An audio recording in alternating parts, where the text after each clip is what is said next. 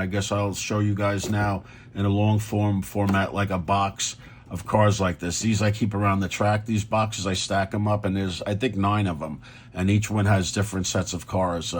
Really, some really cool boxes I'll be showing you, like the vintage cars, or like the Ninko Classics and all those kind of old classic cars. And then my wife has a cool box of cars, and I have a box of cars that is just LMP open cockpit Le Mans cars. Each one of those cars is built up with the best possible parts. So that was a project I did, 12 of them in there. So this is the classic race cars. I'm going to use my Dremel to hold it open. So this is the car I just showed, and it's from the kit, and I run it around like I was saying. It looks like it needs to be fixed. I usually just tape that.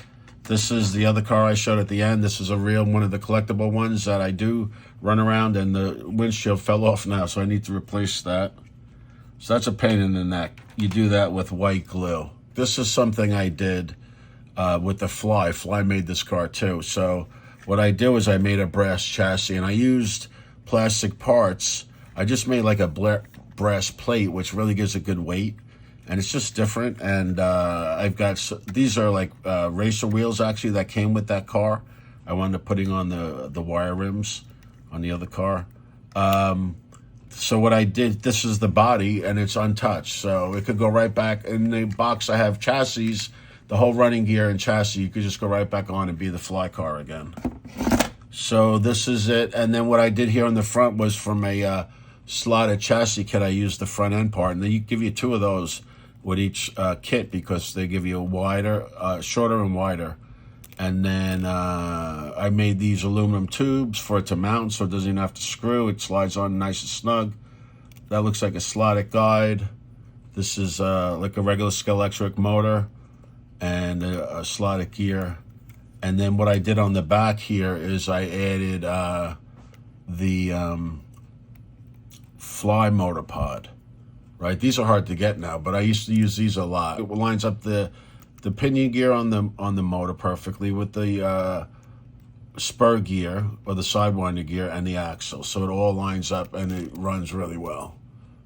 So yeah, that's a cool car. That's in there.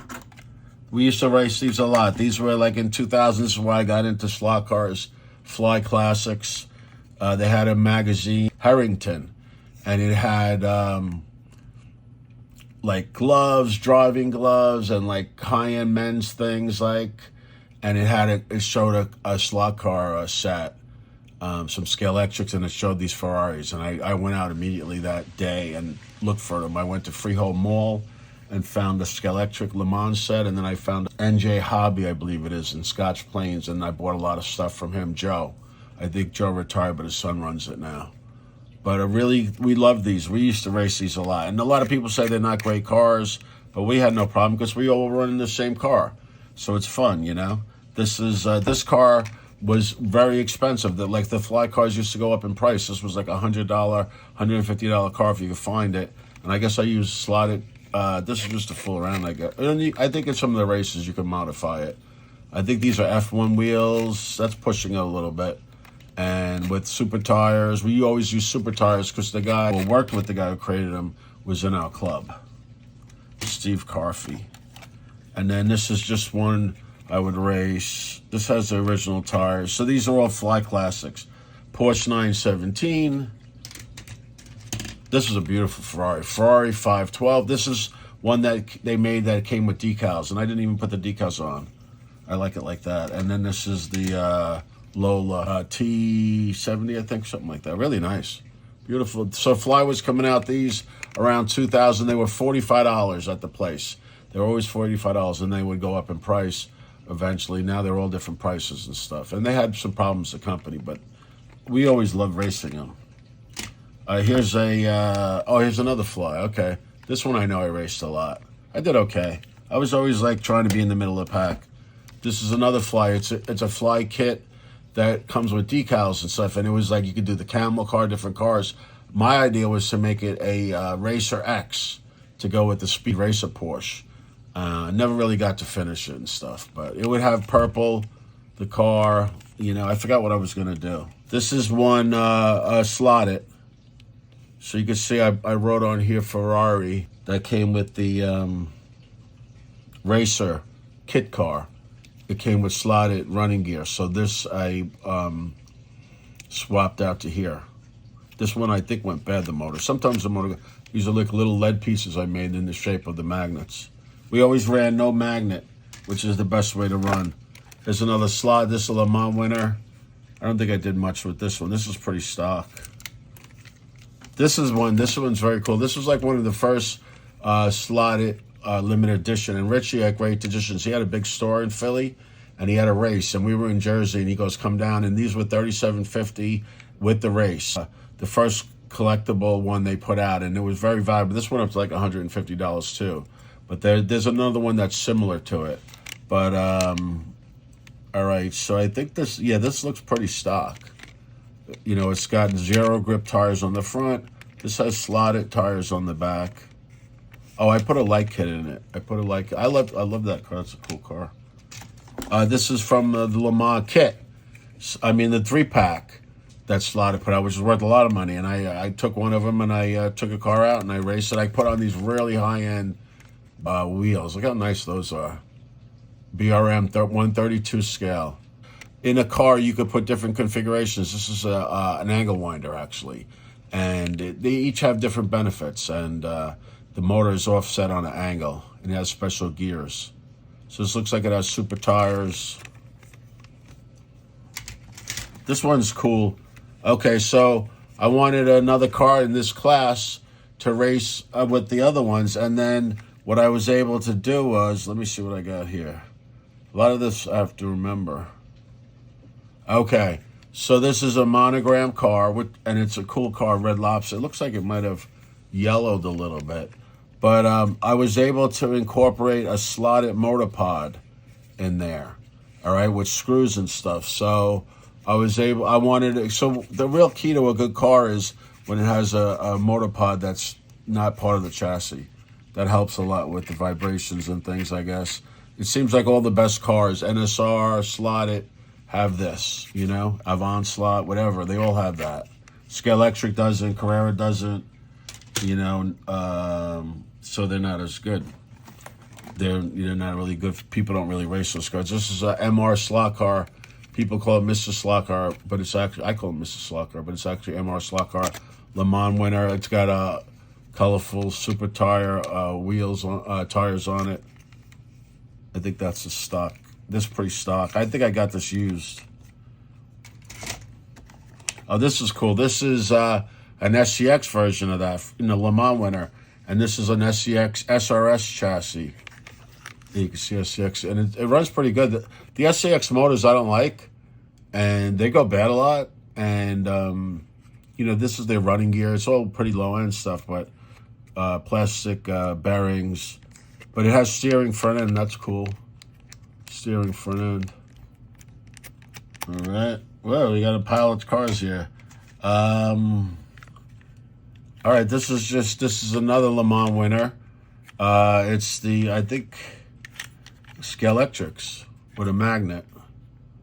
So I don't know. This is probably when I first started doing the cars, and I was just trying to make cool cars. Then we raced these a lot. Scalextric GT40s.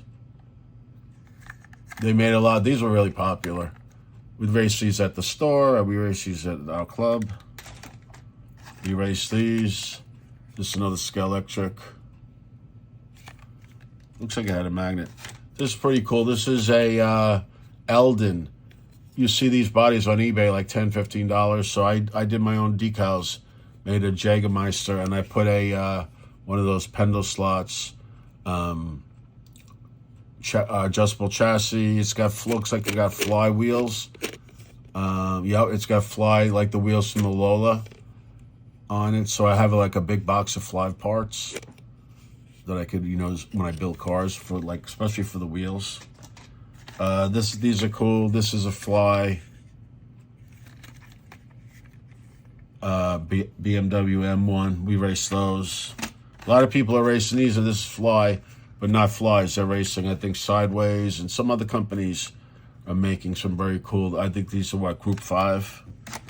And then we race these. That's why I have this car. We race these. So I think I threw down the tires a little bit. I don't like doing that. Oh, it's got a whole lead plate. I think right now that wouldn't be, most people want the lead inside, but I remember racing this. And then these three are really cool. These are Vanquish. So these were really cool. We raced these a lot. We loved it. They're a little bit bigger, and my friend Bobby loved that they would bump up against each other and stuff. And they were great. And they have a working differential, so the tires move in different directions.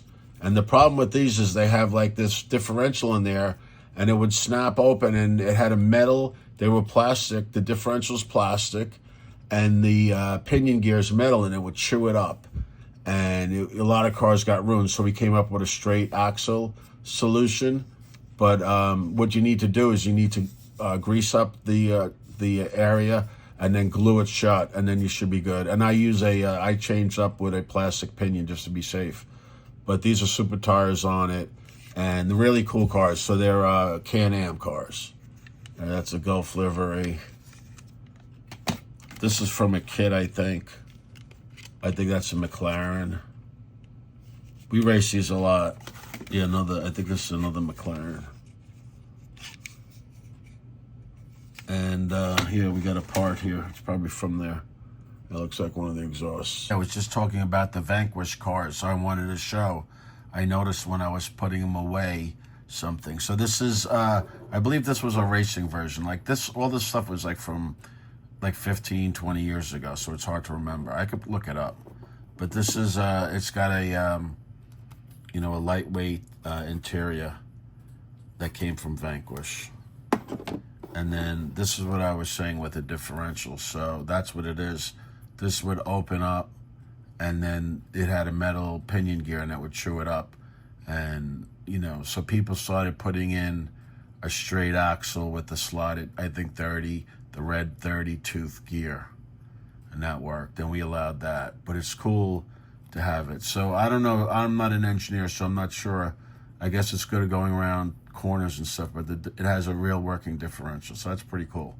And they're like I said, the Can-Am cars were really popular, and this is their motor, and really fun to race. This is a regular standard version, so you can see the detail of it. This is the body. Okay. I had the one too. There was one that had a racetrack, a slot car racetrack going around. It was a real car. So you have that's the body, very nice. And then you have the cockpit is like a whole separate section that comes off. Full-size driver with seat belts, and then this comes off too. Covers the actual motor, which is very cool. And then this is one I came up with a solution. This was a big, like a 124 scale slot car gear that broke actually. And I hollowed it out, and I put it over the differential, glued it on the differential, because that's what would get stripped, was this part here of the differential. And I was able to make a repair. So I was just looking at this. I'm like, oh, wow. So I forgot some of the things I did, but I'm always trying to do something a little different. So I don't know if anybody did that kind of repair. You grease it all up. So those are some of the Vanquish. Very cool cars. Pretty hard to get now, but you can still find them. Definitely fun.